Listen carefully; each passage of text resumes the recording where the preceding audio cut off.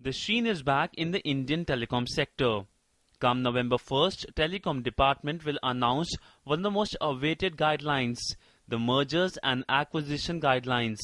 Sources say mergers between operators accounting for a combined market share of up to 60% will be allowed. Meanwhile, Vodafone Group has told the government that it plans to invest more than $2 billion in the country. It's a victory for a policy change designed to boost foreign interest. The investment plan by Britain's Vodafone follows the removal in August of a cap on foreign firms investing in telecom companies, which the government believes can spur consolidation in an industry executives have long believed to be ripe for. Earlier, foreign firms were restricted to holding no more than 74% of telecom firms in direct ownership.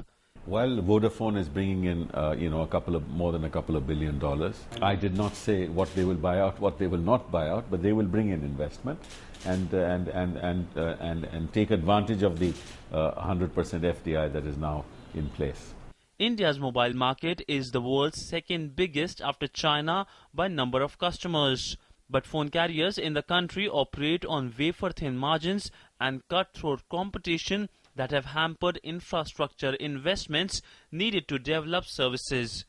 The market still has 7 carriers with a nationwide network and 5 more operating regionally, more than in most countries. Leading carriers such as Bharti Airtel, India's biggest mobile operator by market share, and the local unit of Vodafone have seen their financial performances improving in past 2 quarters. Meanwhile, the government is also set to host the third round of 3G spectrum auction, which will be first since 2010. Yes, I think in a year or so we'll be planning to auction the 4G. 700? The 700, but that's, down the road. We have not yet taken a decision on the 800. Right. That decision also we will take. But those decisions are going to take place after we have auctioned, spectrum in 1800 and 900. The government expects to garner at least 11,300 crore rupees from the auction of radio waves in 3 bands. 1800 MHz freed from the cancellation of 122 licenses by the Supreme Court in February last year in the 2G spectrum allocation case. 800 MHz used for CDMA services, and 900 MHz the premium 2G spectrum that will be freed on the expiry of current licenses. The third round of spectrum auctions are to be conducted following a Supreme Court order.